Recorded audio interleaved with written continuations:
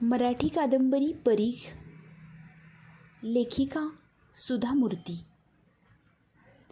मनोमन होरपळून गेली असली तरी आपलं दुःख कुणाशीही वाटून न घेतल्यामुळे मनोरुग्ण होऊन कष्ट भोगणाऱ्या मृदुलाची ही कहाणी. भाग पहिला. आलधळ्ळी म्हटलं की कुणालाही हे गाव नेमकं कुठं आहे हे लगेच लक्षात येत नाही. हे काही एवढं मोठं गावही नाही म्हणा. या गावात तशा कुठल्याच महत्त्वाच्या घटनाही घडलेल्या नाहीत. हासन जिल्ह्यात एक, जुन्या म्हैसूर संस्थानात एक अशी 1-2 आलधळ्ळी नावाची गावं आहेत. पण हे गाव धारवाड जिल्ह्यात आहे. पण धारवाड जिल्ह्यातल्या 90% लोकांनाही हे ठाऊक नसेल. गाव म्हटलं की त्यात वडाचं झाड हे असतंच. वडाच्या झाडाभोवती पार बांधून गावातले लोक त्यावर बसून गप्पा मारतात. त्यामुळेच वडाच्या झाडाची प्रसिद्धी आहे की काय कोण जाणे. शिवाय वडाच्या झाडाशेजारी बेलाचं झाड लावून त्याभोवती प्रदक्षिणा घालणाऱ्या बायकांची काही कमतरता नाही. हुबळीहून शिगावी जाताना गाव लागण्याआधी 10 किलोमीटरवर गोटगोडवी केरे हे तळं येतं.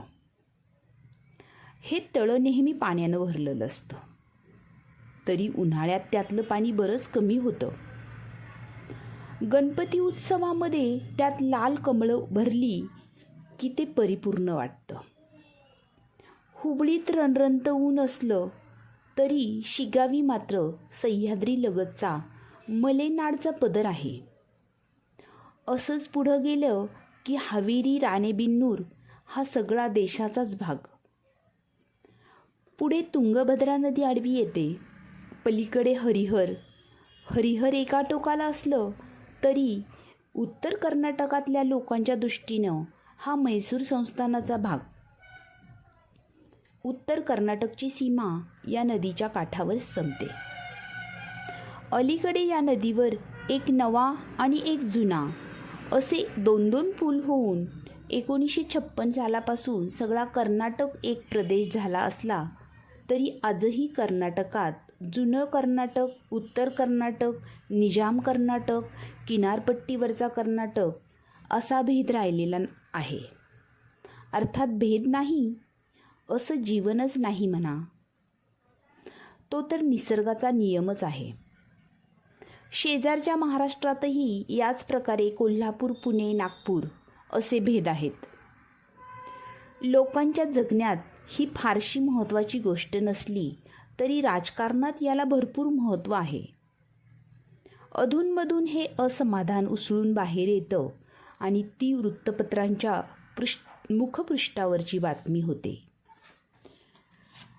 गोटगोडवी केरेच्या उजवीकडं वळलं की लागणारा कच्चा रस्ता आलधळ्ळीला जाऊन पोचतो. सुमारे 30 वर्षापूर्वी शिरसीहून येणारी बस या मुख्य जंक्शनवर थांबायची.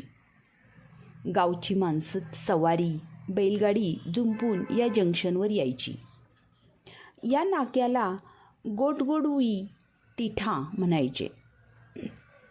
शिवाय या कच्च्या रस्त्याला त्यांच्या भाषेत अपरोची रोड असं नाव होतं. अलीकडे कर्नाटकाच्या दळणवळण खात्यानं आणि विद्युत खात्यानं या गावाला वीज आणि रस्ता द्यायची घोषणा केल्यामुळे आलधळ्ळीला वीज येऊन पोहोचली. शिवाय दररोज हुबळीहून 3 बसेस इथे येतात. त्यामुळे गोटगोडवी तिठाचं महत्त्व कमी झालं आहे. या कच्च्या रस्त्यानं 8 किलोमीटर चाललं की आलधळ्ळीला पोहोचता येतं.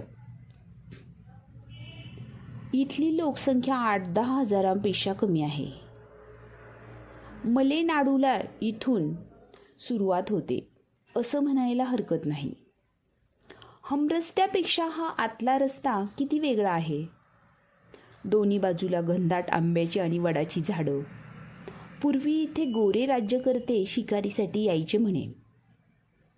धारवाडच्या कलेक्टरलाही हे निद्रित छोटं खेडं आणि इथलं जंगल का आवडलं कोण जाणे. त्याने इथे एक अतिथीगृह बांधलं. ही सगळी माहिती या गावातली तोंडाची बोळकी झालेली वृद्ध मंडळी सांगतात. गावाबाहेर मोठं तळं आहे. या तळ्याच्या भोवताली वडाची झाडं आहेत. त्यांची रचना तळ्याला बांध घातल्यासारखी दिसते. तळ्याच्या त्या बाजूला अतिथीगृह आहे. तेही वडाच्या राईत आहे. वडाला कन्नडमध्ये आलं म्हणतात. या वडाच्या राईमुळे या गावाला आलदहळ्ळी हे नाव पडलं असावं. हळ्ळी म्हणजे खेडं किंवा गाव. पण हेही काही खरं नाही. हे गाव तसं पुराण काळापासून प्रसिद्ध आहे. महाभारत काळात पांडव अज्ञातवासासाठी इथे आले होते. हे मोठं तळं खोदून इथंच त्यांनी आपल्या वडिलांना पिंडदान केलं होतं.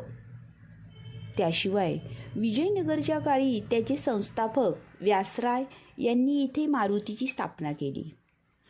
याची खूण म्हणजे इथल्या हनुमंताच्या शेपटीत असलेली घंटा, असं चंपक्का कानिटकर अधिकारयुक्त स्वरात सांगतात. सगळ्यात महत्त्वाचं म्हणजे चंपकाशी वाद घालायचं धैर्य कुणामध्येही नाही. इथल्या घनदाट वडांची झाडी दिवसेंदिवस कमी होत चाललेली आहे. मागे ब्रिटिशांच्या काळी कुणीतरी इथल्या त्या काळ्या घनदाट राईचं चित्रही काढून इथल्या अतिथीगृहाच्या ओसरीत टांगलं आहे. त्यावरून त्या काळी हे जंगल किती घनदाट असावं याची कल्पना येते. स्वातंत्र्य मिळाल्यावर काहीही उद्योग नसल्यामुळे झाडं तोडणाऱ्यांची झळ आलदहळ्ळीला ही लागली आहे. इथले मोठाले वृक्ष कोसळले आणि गावकऱ्यांच्या घरचं सरपण झालं. अलीकडे सरकारच्या नव्या पर्यावरणविषयक घोषणांना घाबरून ग्रामपंचायतीच्या लोकांनी पुढाकार घेऊन उरलेल्या राईला कुंपण घालून झाडं तोडण्यास मनाई आहे असा बोर्ड लटकवला आहे.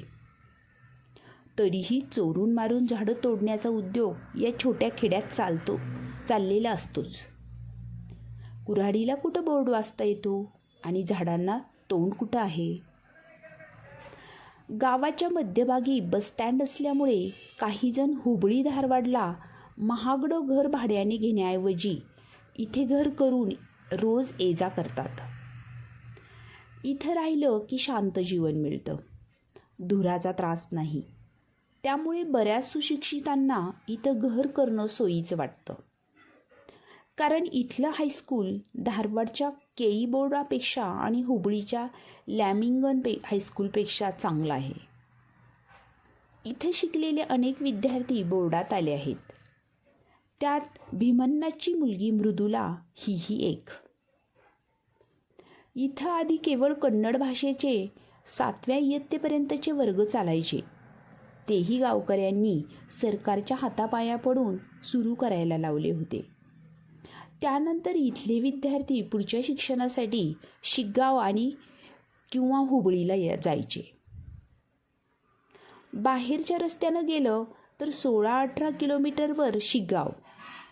पण आतल्या रस्त्यानं गेलं तर चिक्कबंडीगेरी, शिशुनाळ, गंजीकट्टीवरून गेलं की केवळ 8 किलोमीटर अंतर पडतं. कितीतरी विद्यार्थी सकाळी न्याहारी करून सोबत डबा घेतात आणि हायस्कूलला जातात. पुढे ही मुलं कॉलेजसाठी हवेरी किंवा हुबळीलाही जातात. गाव म्हणजे एकुलती एक गल्ली. तिच्या दोन्ही बाजूला घरं आहेत. तीच मुख्य गल्ली. सगळ्या घरांची रचना सारखीच. 100 पैकी 90 माणसं शेतकरी. त्यामुळे सुरुवातीला ओसरी, जवळच गुरांचा गोठा, नंतर माझघर, विस्तीर्ण स्वयंपाकघर, लहानशी खोली, परसात भाताची कणगी, गंजी, एखादा भोपळ्याचा वेल. मारुतीच्या देवळासमोर असलेल्या वडाच्या झाडाला बांधलेल्या झोपाळ्यावर मृदुला बसून झोके घेत होती. सामान्यतः श्रावण महिन्यात नागपंचमीच्या दिवशी मुलीबाळी नवे कपडे लेवून झोपाळ्यावर झोके घेताना दिसतात. आता युगादी म्हणजे गुढीपाडवा.